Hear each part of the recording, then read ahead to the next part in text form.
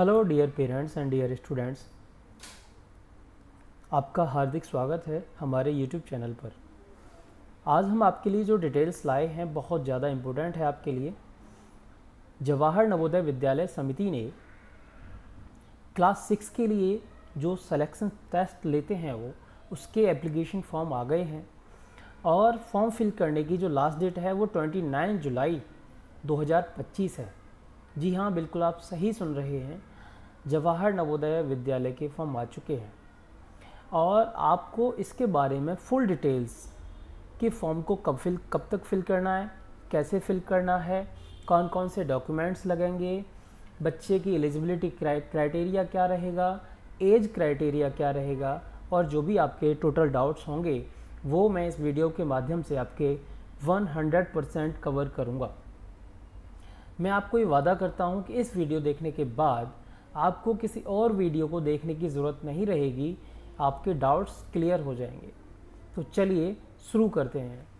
सबसे पहले last date form apply करने के लिए 29 जुलाई है। आपसे बस यही रिक्वेस्ट है कि आप अपना एंड डेट तक ना जाएं, उससे पहले ही अपना फॉर्म फिल कर लें। तो हम इसके बारे में बात कर रहे हैं, admission to class 6 in JNV through selection test for the session 2026 और 27। सेशन 2026-27 में जिन बच्चों का एडमिशन 6 में होना है और जो बच्चे इंटरेस्टेड हैं जवाहर नवोदय विद्यालय के लिए, उनके लिए बहुत बड़ी खुशखबरी है। तो इसमें थोड़ी सी डिटेल्स में आपको देना चाहूँगा। ये जो टेस्ट होता है जवाहर नवोदय विद्यालय सिलेक्शन टेस्ट इसे बोलते हैं, JNVST क्लास 6 के लिए होता है। और ये जो आपके स्कूल्स हैं जवाहर नवोदय विद्यालय, ये 27 स्टेट एंड 8 यूनियन टेरिटरी में वर्क कर रहे हैं। ठीक है, तो यहाँ तक आपको क्लियर है। उसके बाद मैं आपको बताना चाहूँगा इसमें जो ऑब्जेक्टिव है हमारे जवाहर नवोदय विद्यालय का वो क्या है। Jawahar Navodaya Vidyalaya want to provide good quality modern education including a strong component of culture. मतलब वही है कि देखिए हाई क्वालिटी ऑफ एजुकेशन बच्चों को मिले और उसमें भी रूरल एरिया के बच्चों को, ग्रामीण बच्चों को जवाहर नवोदय विद्यालय बहुत प्रायोरिटी देता है। तो अच्छे माहौल मिले, अच्छी शिक्षा मिले, उसके लिए हमारी गवर्नमेंट ने ये सारी पॉलिसीज़ चला रखी हैं। और ऐसी पॉलिसीज से वो बच्चे बाहर निकल कर आते हैं जिनके अंदर एजुकेशन की क्वालिटी है, जिनके अंदर कैपेबिलिटी है, बट उन्हें अच्छा माहौल और एक गरीबी की वजह से वो बच्चे आगे नहीं बढ़ पाते हैं। तो उन सभी बच्चों को ऐसे स्कूल से पढ़ना बहुत आसान हो जाता है और अपना फ्यूचर ब्राइट करना बहुत ही पॉसिबल हो जाता है। तो यहाँ पर भी इन्होंने यही बता रखा है, टोटल हमारे 654 नवोदय विद्यालय हैं जो कि 27 स्टेट में काम कर रहे हैं एंड 8 यूनियन टेरिटरी में काम कर रहे हैं। ये वो सारी लिस्ट है कि हमारे विद्यालय किस स्टेट में कितने हैं। जैसे मैं उत्तर प्रदेश की बात करूं तो उत्तर प्रदेश के अंदर 76 विद्यालय हैं, जबकि हमारे ज़िले 75 हैं। एक विद्यालय एक्स्ट्रा है, ये वहाँ विद्यालय एक्स्ट्रा बनाया जाता है जहाँ पर SC ST के लोगों का जो देखो यहाँ पर लिखा भी है, डबल जो स्टार लगा है उसके लिए, additional JNV sanctioned for the district having large concentration of SC ST population. जहाँ पर SC ST की पॉपुलेशन थोड़ी ज़्यादा होती है वहाँ एक से अधिक भी विद्यालय बनाए जाते हैं। तो इस तरीके से आपको ये पूरी जानकारी मैं दूंगा। थोड़ा वीडियो लंबा होगा लेकिन आपको पूरी डिटेल मिल पाएगी। यहाँ पर इन्होंने बताया there are 689 JNV sanctioned across the country except the state of Tamil Nadu. Tamil Nadu के अंदर कोई भी हमारा जवाहर नवोदय विद्यालय नहीं है। No JNV has been sanctioned in 6 district that is central Delhi, new Delhi, Hyderabad, Kolkata, Mumbai and Mumbai suburban. यहाँ भी कोई जवाहर नवोदय विद्यालय नहीं है क्योंकि which are having 100% urban population and not covered under JNV scheme. ये सारा एरिया जो मैंने जो नेम बताई अभी आपको, ये पूरी तरह से अर्बन एरिया है। यहाँ पर कोई भी रूरल एरिया नहीं है और जो कि JNV की स्कीम को कवर नहीं करता है, इसलिए यहाँ पर जवाहर नवोदय विद्यालय नहीं है। अब सबसे बड़ी बात, सबसे इम्पोर्टेंट बात हम आपको बताते हैं कि इसका जो एग्ज़ाम होना है वो 2 फेसेस में होता है, और ये हमेशा डाउट में रहता है। पेरेंट्स हमेशा क्वेरी करते हैं कि सर ये हमारे बच्चे का एग्ज़ाम कब है। तो मैं आपको बताना चाहूँगा, जो जब 26-27 सेशन के लिए जो एग्ज़ाम देने जा रहे हैं बच्चे, उनका सैटरडे को 13 दिसंबर को 2025 11:30 बजे सुबह के टाइम एग्ज़ाम होना है। और ये एग्ज़ाम किस किस डिस्ट्रिक्ट के लिए है मैं आपको यहाँ वर्बली बता देता हूँ, इसी से आपको पता चल जाएगा कि हमारे बच्चे का एग्ज़ाम किस डेट को है। यहाँ पर in the state of Andhra Pradesh, Assam, Arunachal Pradesh except Dibang valley and Tawang district, मतलब यह अरुणाचल प्रदेश का जो दिबांग वैली है और तवांग डिस्ट्रिक्ट है, यहाँ पर इस दिन एग्ज़ाम नहीं होगा। मतलब इनका एग्ज़ाम कब होगा? On Saturday 11 April 2026 11:30 AM। तो इनका जो एग्ज़ाम होना है वो इस डेट में होगा। किस किस का? Dibang valley and Tawang district. बाकी जो मैं नेम बता रहा हूँ सभी के, एक्सेप्ट जहाँ लिखा है उनका एग्ज़ाम होगा सैटरडे को 11 अप्रैल को, और बाकी सभी का एग्ज़ाम होगा 13 दिसंबर को। ये किस बेस पर इन्होंने कैटेगराइज किया होता है? ये समर बाउंड और विंटर बाउंड स्टेट होते हैं, जहाँ पर स्कूल्स में गर्मियों की छुट्टियाँ पड़ती हैं, जहाँ गर्मी ज़्यादा पड़ती है जिन स्टेट्स के अंदर, वहाँ पर समर बाउंड में एग्ज़ाम ये लेते हैं। और जहाँ पर सर्दियाँ ज़्यादा हैवी होती हैं वहाँ विंटर बाउंड का सिस्टम होता है, वहाँ पर इन्होंने उसके अकॉर्डिंग यहाँ पे एग्ज़ाम ले रहे हैं। बिहार, छत्तीसगढ़, गोवा, गुजरात, हरियाणा, हिमाचल प्रदेश में चंबा, किन्नौर, मंडी, सिरमौर, कुल्लू, लाहौल और स्पीति, सोलन एंड शिमला डिस्ट्रिक्ट में एग्ज़ाम 11 अप्रैल को होना है। जम्मू एंड कश्मीर में जो एग्ज़ाम होगा only for Jammu first and Jammu second के लिए होगा, सांभा एंड उधमपुर के लिए होगा। झारखंड, केरला, कर्नाटका, मध्य प्रदेश, महाराष्ट्र, मणिपुर, ओडिशा, पंजाब, राजस्थान, त्रिपुरा, तेलंगाना, उत्तर प्रदेश, उत्तराखंड एंड वेस्ट बंगाल में भी जो एग्ज़ाम होना है वो 13 दिसंबर को होगा, एक्सेप्ट दार्जिलिंग। वेस्ट बंगाल में सिर्फ दार्जिलिंग का जो डिस्ट्रिक्ट है वहाँ एग्ज़ाम होगा आपका 11 अप्रैल को। Union territory of Andaman Nicobar, island, Chandigarh, Dadra and Nagar Haveli, Daman and Diu, Delhi, Lakshadweep and Puducherry, ये सारी जगह जो एग्ज़ाम होने जा रहा है वो 13 दिसंबर को होगा।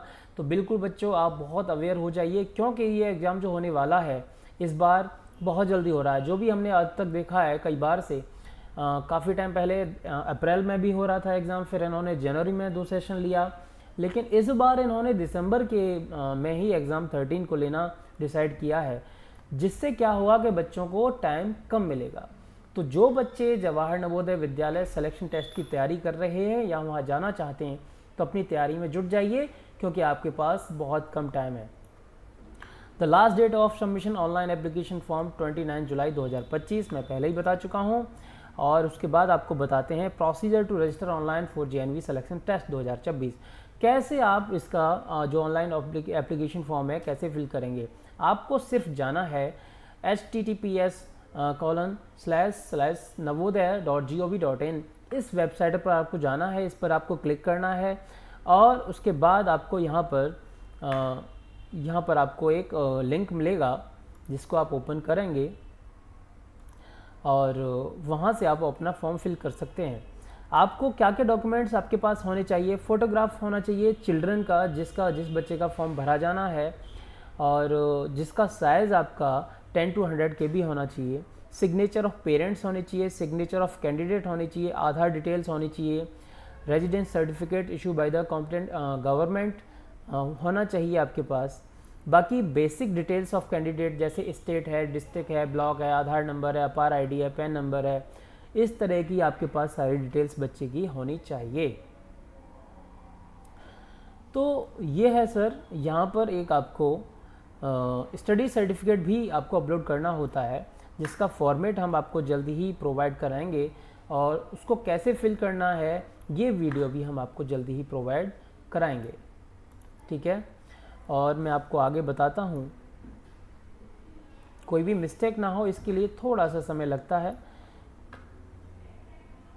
देखिए, सिर्फ आप जो बच्चा है वो सिर्फ उसी JNV के लिए, उसी डिस्ट्रिक्ट के JNV के लिए अप्लाई कर सकता है जिस डिस्ट्रिक्ट का रेजिडेंट सर्टिफिकेट उसके पास है, और उसी सेम डिस्ट्रिक्ट में अगर वो स्टडी कर रहा है, अगर बच्चा डिफरेंट डिस्ट्रिक्ट में स्टडी कर रहा है और उसका रेजिडेंस डिफरेंट इस डिस्ट्रिक्ट में है तो उसे प्रॉब्लम हो सकती है।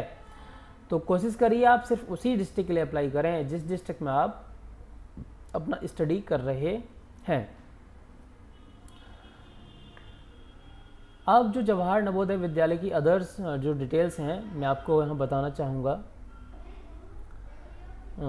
देखिए ये ज़्यादा काम की चीज़ें नहीं हैं, मैं आपको सिर्फ काम की एलिजिबिलिटी फॉर ऑल कैंडिडेट, क्या क्या एलिजिबिलिटी क्राइटेरिया है यहाँ पर क्लियरली मेंशन है। Only bonafide resident candidate from the district concern, सिर्फ वहीं का बच्चा होना चाहिए उसी डिस्ट्रिक्ट का जिस डिस्ट्रिक्ट का आपके पास सर्टिफिकेट है। उसके अलावा जो सबसे ज़्यादा इम्पोर्टेंट, बार बार आपको परेशानी आ सकती है, आप फॉर्म फिल करने से पहले इस चीज़ को वेरीफाई करें। एक candidate seeking admission must not have been born before 1/5/14। मतलब इसका यही है कि आपके बच्चे की जो डिटेल्स हैं, बर्थ जो डेट ऑफ बर्थ है वो 1/5/2014 से पहले की नहीं होनी चाहिए। अगर आपका बच्चा एक दिन भी इससे पहले पैदा हुआ है तो आपका बच्चा एलिजिबल नहीं है। और कहाँ तक, 31/7/2016, इन डेट्स के बीच में अगर आपका बच्चा पैदा हुआ है 1/5/2014, 31/7/2016, बोथ डेट आर इंक्लूसिव। अगर आपको डेट देखने में कोई भी डाउट आ रहा है तो आप हमारे चैनल पर कमेंट कीजिए अपने बच्चे की डेट ऑफ बर्थ, हम आपको बताएंगे कि आपका बच्चा एलिजिबल है या नहीं है। The decision of the medical board will be treated as binding and final. जो भी मेडिकल सर्टिफिकेट लगता है उसमें ये कहना चाह रहे हैं कि वह उन्हीं का डिसीजन फाइनल होगा, तो वो बहुत बड़ी बात नहीं है। अगर आपका बच्चा फिट है तो आराम से आपका मेडिकल सर्टिफिकेट बन जाएगा। एक candidate seeking admission to class 6 must have study and passed class 3rd, 4th and 5th from a government or government aided recognised school spending 1 full academic session. बच्चे ने क्लास 3rd, 4th और 5th किसी भी सरकारी और private school से कर रखी हो और पूरे सेशन वहाँ पर पढ़ाई की हो। इसमें देखिए कई सारे पेरेंट्स का ये भी डाउट रहता है कि सर हमारा बच्चा तो प्राइवेट स्कूल से है तो क्या वो एलिजिबल है? यस, बिल्कुल। आपका बच्चा चाहे प्राइवेट स्कूल से पढ़ रहा है या सरकारी स्कूल से पढ़ रहा है, आपको बिल्कुल भी परेशान होने की ज़रूरत नहीं है। आपका बच्चा 101% एलिजिबल है और आपका बच्चा टेस्ट दे सकता है। ठीक है, तो इसमें अब इन्होंने कहा है कि no candidate is eligible to apply for the selection test for the second time under any circumstances. कभी भी ऐसा नहीं हो सकता कि आपके बच्चे ने अगर एक बार टेस्ट दे रखा है और वो दोबारा भी टेस्ट दे सके। अगर ऐसा होता है तो आपके फॉर्म को वहाँ रिजेक्ट कर दिया जाएगा। सिंगल टाइम ही आपका बच्चा वहाँ टेस्ट दे सकता है जवाहर नवोदय विद्यालय का। फॉर रूरल कैंडिडेट, देखिए जवाहर नवोदय विद्यालय का जो मोटो है वो ये है कि ग्रामीण क्षेत्र के बच्चों को आगे लाया जाए, क्योंकि वहाँ शिक्षा का स्तर काफ़ी डाउन है।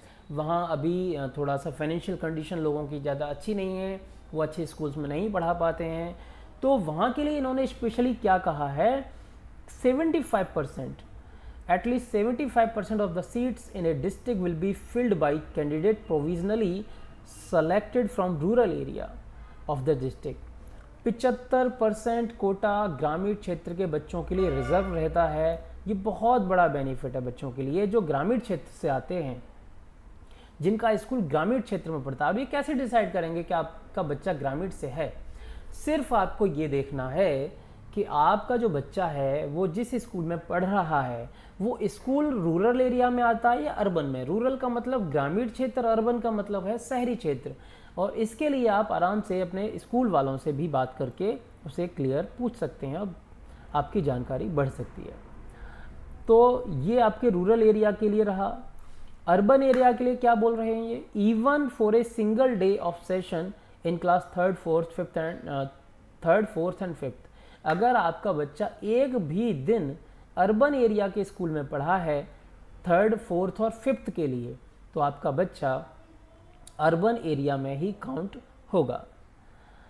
यहाँ भी इन्होंने रिजर्वेशन ऑफ सीट्स की बात की है। At least 75% of the seats district filled by the candidate provisionally, वही जो मैंने ऊपर आपको बताया।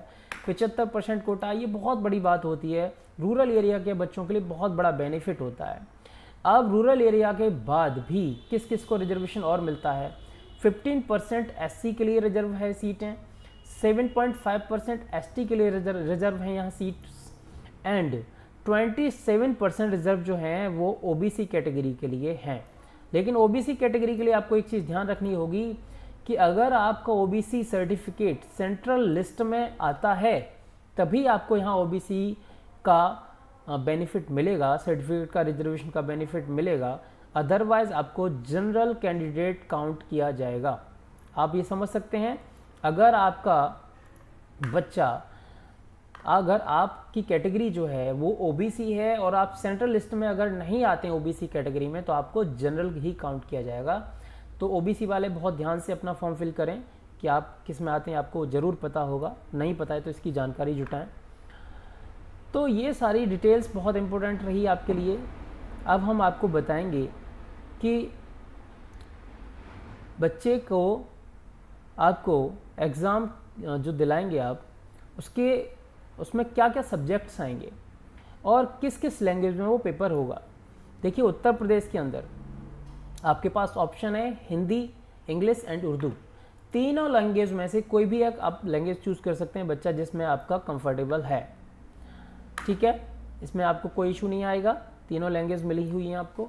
अब जो बच्चा एग्ज़ाम देने जा रहा है, जिसकी आपको फॉर्म फिल करना है, जिसकी आपको तैयारी भी करनी होगी बच्चे को, वो किस किस सब्जेक्ट की तैयारी उसे करनी है।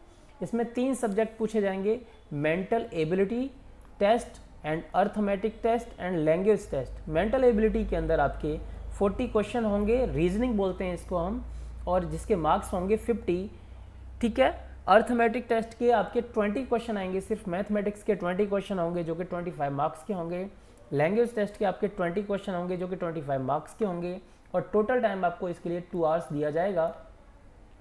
2 आवर्स में आपको पेपर को कंप्लीट करना है, और पेपर जो रहेगा 100 मार्क्स का रहेगा, और पेपर के अंदर जो क्वेश्चन आएंगे वो 80 क्वेश्चन होंगे। तो ये भी बहुत ज़रूरी है बच्चे, जब फॉर्म फिल कर दिया, अब आप तैयारी क्या करना है, आपको क्या पढ़ना है एक्चुअली, और किस स्टडी से आपको स्टडी करनी है।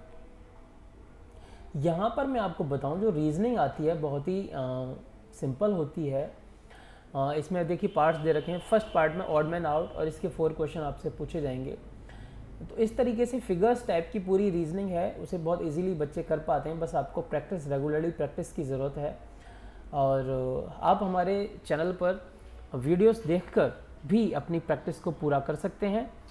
मैं आपको यहाँ स्पेशली अर्थमेटिक के बारे में बताऊँगा, क्योंकि मैथमेटिक्स सबसे इम्पोर्टेंट पार्ट होता है किसी भी टेस्ट के लिए। अगर जिस बच्चे का मैथमेटिक्स अच्छा है वो कहीं ना कहीं प्लस रहता है।